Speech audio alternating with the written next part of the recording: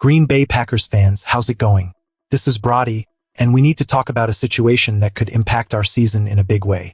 Running back Josh Jacobs is currently sidelined with a groin injury, and the uncertainty surrounding his return is raising eyebrows.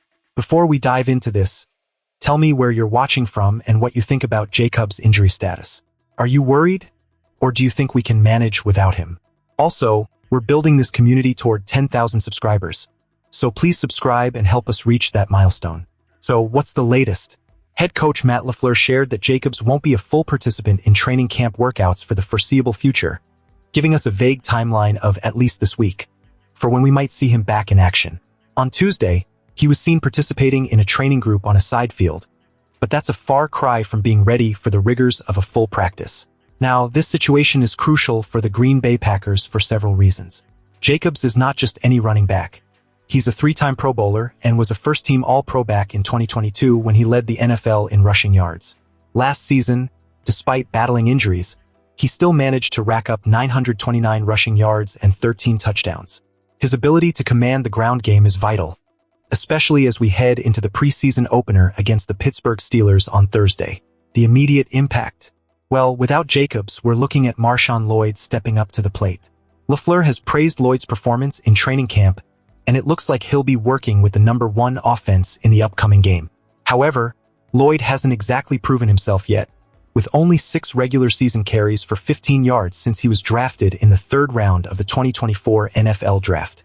That's a lot of pressure on a young player to fill the shoes of a proven star. The long-term consequences of Jacobs' injury could be significant. If he continues to struggle with health issues, we could be facing a season where our running game is inconsistent. On the flip side, if Lloyd can step up and take advantage of this opportunity, we might just find ourselves with a hidden gem in the backfield. The strongest argument in favor of Jacobs is his incredible track record. Over his career, he has rushed for 7,803 yards with 74 touchdowns, not to mention his impressive receiving stats. Having a player of his caliber is a game changer. However, the main criticism is that we can't rely on a player who continues to be plagued by injuries. It raises the question, is Jacobs' body holding up, or are we witnessing the beginning of a decline? In my honest opinion, this injury is a red flag for the Packers. We need Jacobs to be healthy if we want to compete at a high level, but we also have to be realistic about the risks involved. The depth of our running back position will be tested, and it will be interesting to see how Lloyd and potentially others respond. So, what does this situation reveal about the Green Bay Packers?